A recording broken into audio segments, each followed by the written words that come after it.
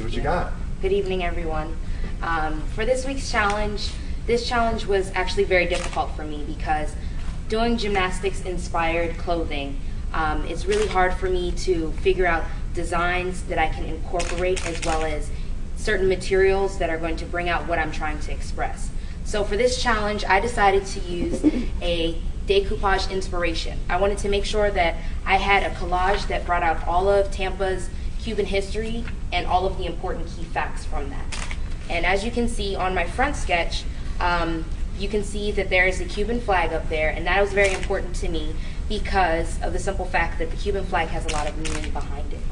Most people look at it and they think it's just a flag. It's not. It has a lot of significant meaning. The three stripes that are blue represent old individual unions that they had before Cuba had its independence.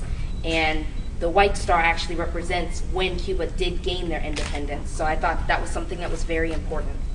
The names that you see on the front, you see Vicente Martinez Ybor. That's actually how Ybor City got its name. It's through him. He did a lot to help Ybor City. And Gavino Gutierrez actually did a lot to help Ybor City as well. And those two worked together, and they actually established what Ybor City is now today. A lot of the buildings that you see, a lot of the cigar shops, were all influenced from them, and they're still standing till this day. So I thought that was something that was very important. And the cow print that I used, back before Tampa was a city scene, all I saw were information about cattle. Cattle was very big industry of how they developed their money. That was their main source of money before guava fruits came into play and before cigars came into play. So I thought that was something that was very important as well. And if you look at the back sketch, you can see that there's water at the bottom, and the water represents the Hillsborough River. The Hillsborough River was used for a big import for all of the goods that they used, whether it was material, whether it was fruits, whether it was cigars. Hillsborough River was their main source of how they manufactured things and got things to here in a timely fashion. So this challenge was very difficult for me because I wanted to make sure I was able to put in everything that was really important. And this actual challenge was very exciting for me to do because with me residing here in Tampa now, I've learned a lot about Tampa.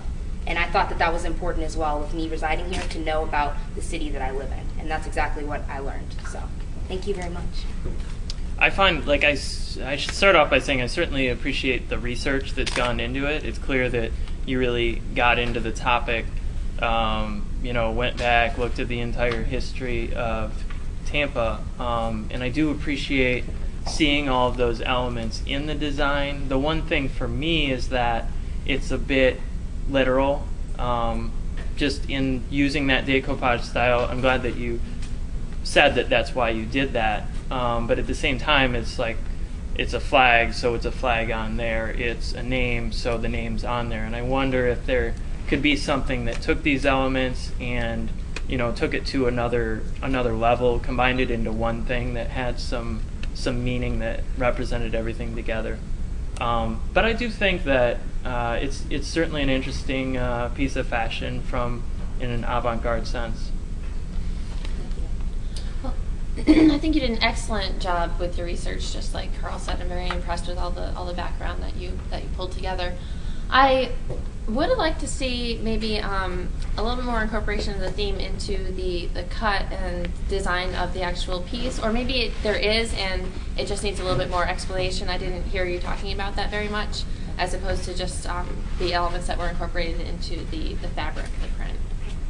But good job. Thank you. I agree.